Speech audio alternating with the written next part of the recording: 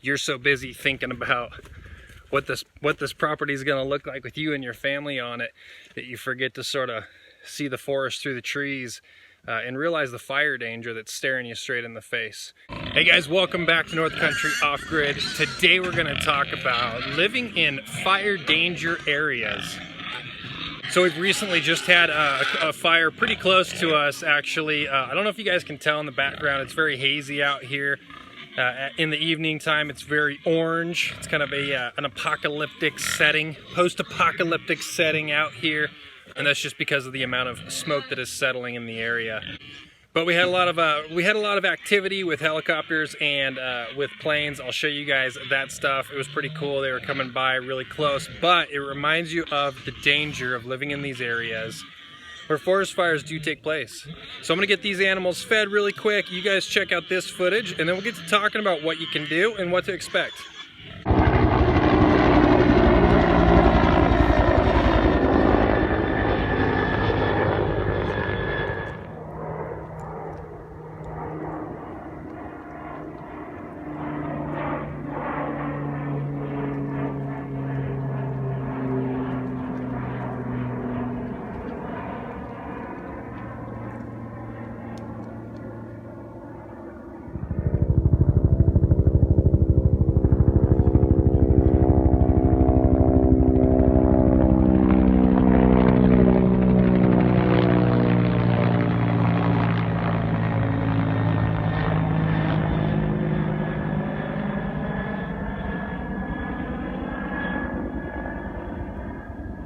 Winked at me. So I know many people want to go and live out with the trees out in the forest. It's a beautiful setting out here, but there's a lot of danger to living out here, you know, with thick forestry around. That's the stuff that burns. So you're kind of trading a bit of safety living in the city, coming out here and living in the forest. Guys, when forest fire burns, it is very hard to suppress. It takes a lot of action, a lot of manpower to be able to fight this sort of thing. And as you look behind me, you can just see how thick it is around here. And many forests are like this. Many people's places are like this. A lot of people will go and build right in the forest, have trees right above their stuff, over the top of their cabin, over the top of their barns, that sort of thing. When you're putting in your barns, when you're putting in your structures, you got to think of a fire buffer, a safety area around your structures. So the two tips I want to give you guys today, basically to help you out with, if you're moving to an area that has fire danger, is one, have a plan. You should have a plan for yourself and your family to get out. If a fire hits, where are you going to go? When are you going to go? Are you going to get cut off by the fire if you don't leave in time? Where we're at, we have one way in and one way out by vehicle. Now, depending on the location of the fire coming in, we have multiple ways out on foot. Like many of us that live out here in the woods, on a farm, on a homestead, we have lots of animals to think about as well. And although your animals are important, your family is number one. Come up with a plan to get your family out. Come up with a time frame to get your family out. You know, forest fire can travel very fast, and the last thing you want to be doing is driving out of the woods while it's on fire. Step two on that would be, how do I get my animals out? Do you have a plan to get animals out? Is it even possible to get animals out? Now, we've got pigs mostly on this farm. We've got a lot of animals on this farm, but we've got pigs, and the idea of loading up a bunch of pigs to get out of a forest fire, you know, depending on how much time you had, probably isn't very realistic.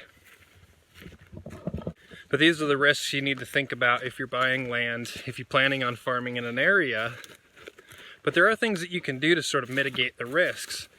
Tip number two would be resource management, land management.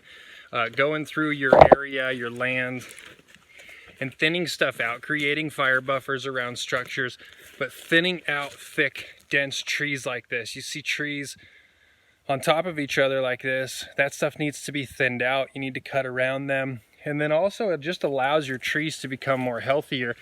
When you have tons of trees all on top of each other, it chokes off the life of the trees, and then they just can't grow as big as they should be able to. So by thinning that out, you're just creating less fuel for the fire if a fire comes through. Now, there's actually quite a few things that you can do to help to help take away the fuel from the fire on your land. And one thing is trimming up your trees. You have trees that have all these little under branches down low. If you've got a fire that's coming down low and grabbing these trees and then going up the trees, you can take that fuel away. Give yourself a lot more trunk space. See, there's a few on there that could be trimmed, but you give yourself a lot more trunk space, and then there's not so much fuel coming through your property that's just feeding that fire and allowing it to grab more and more and more and get bigger and move faster. So I know in our area you can contact a few different companies actually, and they'll come out and give you a free assessment on your property and tell you what needs to be done to manage it safely, what you can do for fire prevention. Also, another tip I like to share with you guys is certain livestock animals like goats. If you've got goats out free ranging and they're constantly eating down the underbrush, that's also a lot less fuel for a fire to come ripping through. So having goats out on your property might just save you guys from going up. So we usually let our goats free range, but we have put them up as of late, the last couple months. And in the last couple months, we've really noticed how much weed and growth that we have had that we hadn't had in the past, because our goats were always out free ranging. They were always out eating everything down, and it really helps to manage all of the undergrowth. So the recent fire we've had up here, guys, it's not anything new. We are in northern Idaho, Canada, Washington, Montana.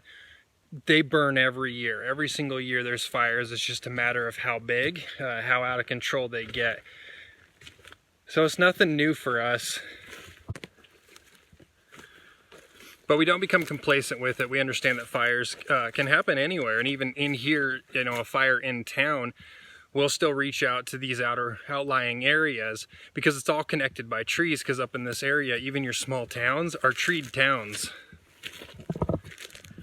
So we just had a small fire start just over the hill to the north of us, and it actually wound up reaching about 200 acres,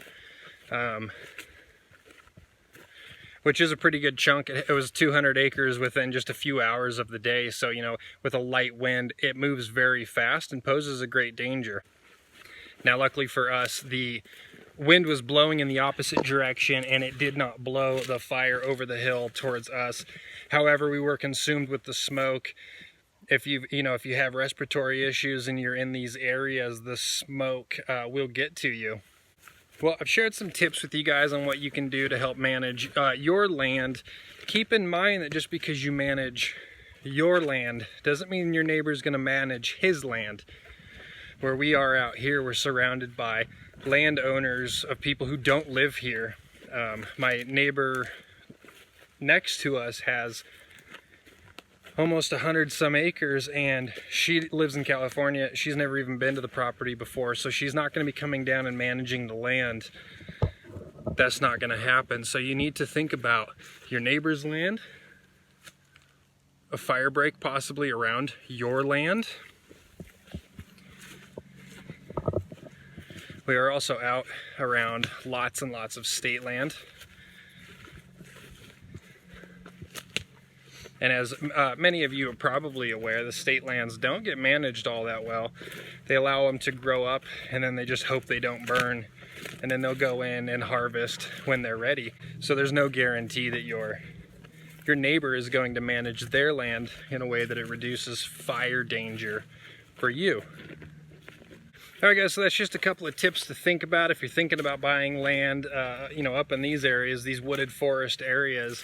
There's a lot of work that needs to be done. You look behind me, you're either hiring a crew to come in and manage your land for you, or if you're like us, you're doing all the work yourself, and that's a lot of chainsaw action right there.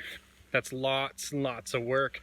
That's why these homesteads, these farms, when you're building them from the ground up, take years and years and years to get them the way that you want them, to get them what you want them to look like, without spending thousands and thousands of dollars paying someone with equipment to come in and crews to do it. So for us, it's a family affair. Shelby and I look at it as we're doing all of this work for our kids. So that paints a picture of a long-term timeline of when this land is going to look the way we want it to look and do what we want it to do.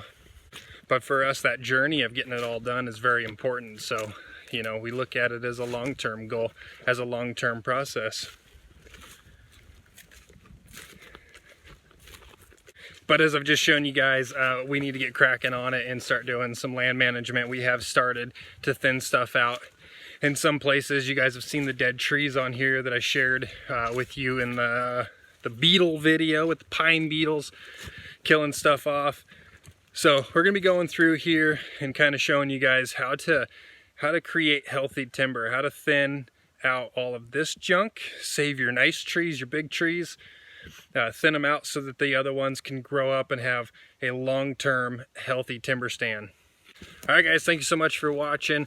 I know it seems obvious that yes, forest fires do exist, but sometimes you don't think about this stuff when you look at property, especially in the springtime. Maybe when it's raining, you're so busy thinking about what this property is going to look like with you and your family on it that you forget to sort of see the forest through the trees and realize the fire danger that's staring you straight in the face. So land management, guys, have a plan.